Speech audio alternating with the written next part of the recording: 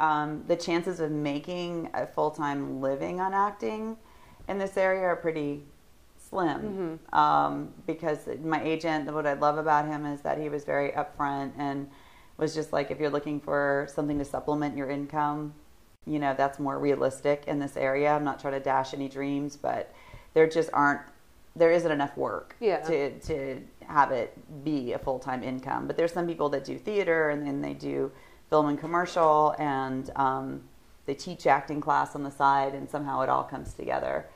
And I just need to get my foot in the door and start booking the SAG gigs, because even like at the $8.25 a day, you get residuals. Like every time that's shown, you get a check in the mail. I have friends that have told me that they've made like $500 for the day shooting like a commercial, but they ended up making close to $14,000 in residuals over the course of a year. How many times it was aired? It was aired once a day for, you know, a year and a half. And they made out like bandits. And I'm like, ah! The good non-union projects, they do like buyouts with the commercial. So you can actually work one day and make like $2,500, which is pretty cool. But I'd like to see more union projects come into the area. I don't know what the incentives for directors would be to make a film SAG. And it raises the level of professionalism. It does. Yeah, it raises everything, because you're not just doing something for fun. You know, once I got the job that I have now and I'm making, you know, $200 plus a day, taking a full day off of work to do a $100 a day non-union film is not, you know, it doesn't, I mean, if it's a project that's near and dear to my heart and I'm like, oh, I just have to do that role, then, you know, maybe I could do it. But if I'm making $825 a day, I'm going to take a day off of work if I have an opportunity to audition for something like that, because it's worthwhile. And you have to be at a certain place in your career to start getting those auditions, you know, some experience on your resume before you can start getting auditions for those.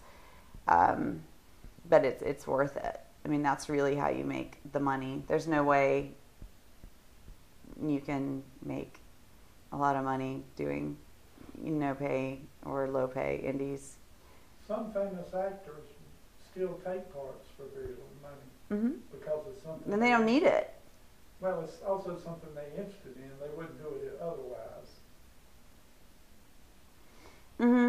Yeah, I mean, for me, it depends on the script. If it's something, let's say it was a romantic comedy short that filmed on the weekends and it was a no pay. If I really, I know enough people in the community that I know people that are good and good writers and good directors and people, if I know it's going to be a quality film, because the danger too is you get to a certain level, and let's say you've been acting for 4 years and you're just kind of doing everything.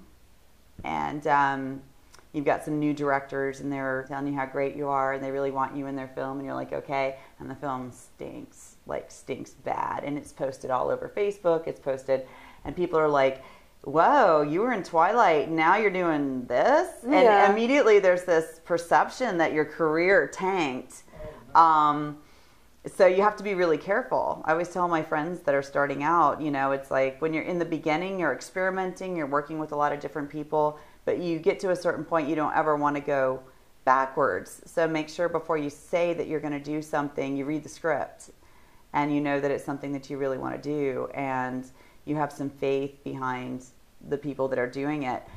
If I went to it was the Art Institute of Charlotte's film festival that they had, and they were showing all their shorts. They were all good. There wasn't one where I was like, ugh, because it's a film school and there's a certain, they want to get a good grade and they want to do well. And there's also some people that post on Craigslist that have a handy cam, and you know, they want 5 actors with 2 days notice so that they can fulfill their dream of making a movie.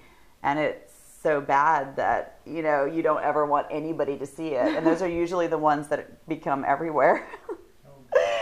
And you're just like, no, no, no. 2, don't go against your morals. That would be another piece of advice. If you're somebody who is dead set against doing nudity, don't want to be in a film so badly that you compromise your morals and you do nudity and then you want to crawl under a table every time that film's shown, or you feel really bad about it, or you're afraid you're going to lose your marriage, or whatever it is.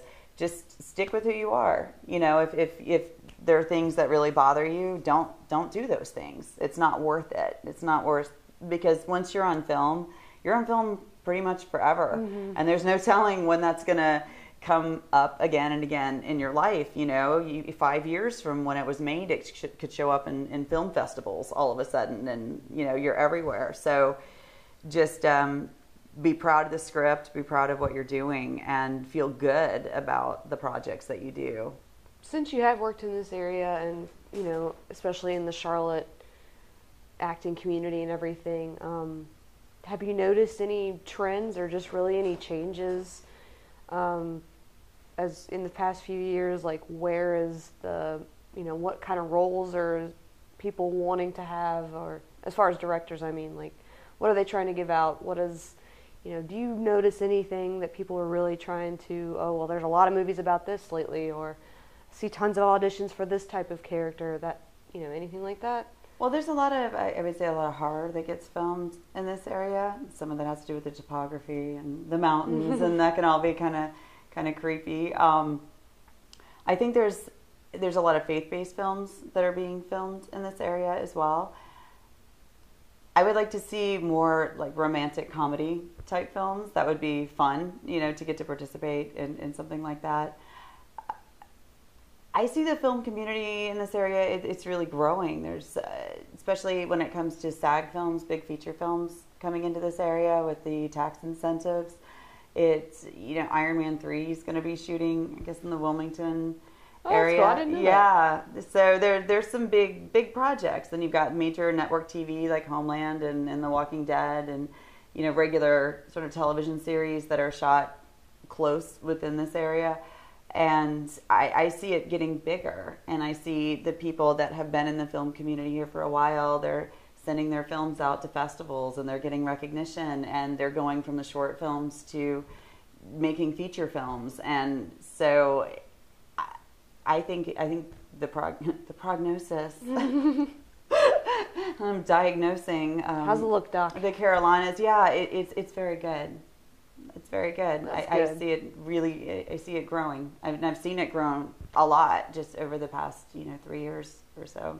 I'm sure that's comforting and like terrifying at the same time. Because you're like, well, great, we're getting more people around here.